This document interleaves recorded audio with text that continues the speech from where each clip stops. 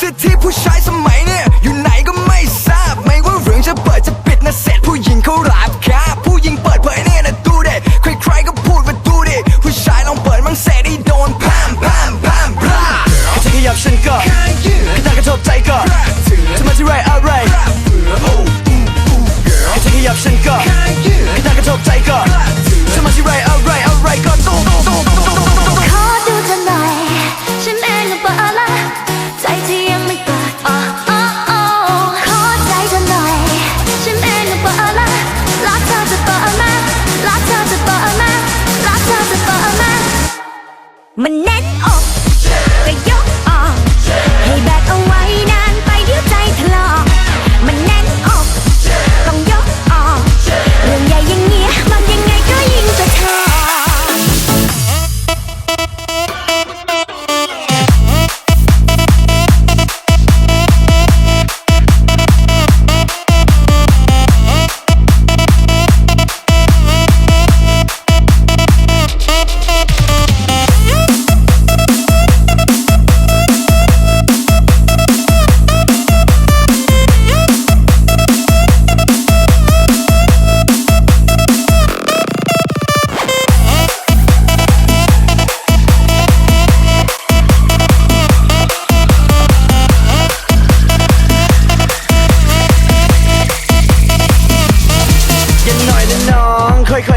ค่อยเปิดนิดหนึ่งพอดีกว่าไหม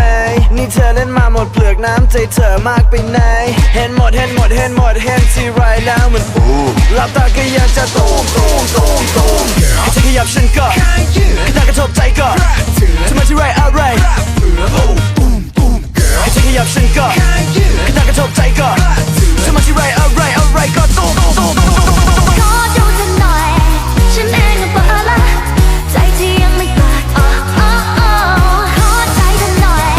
ฉันเองก็เปิดละรักเธอจะเปิดมารักเธอจะเปิดมารักเธอจะเปิดมามัน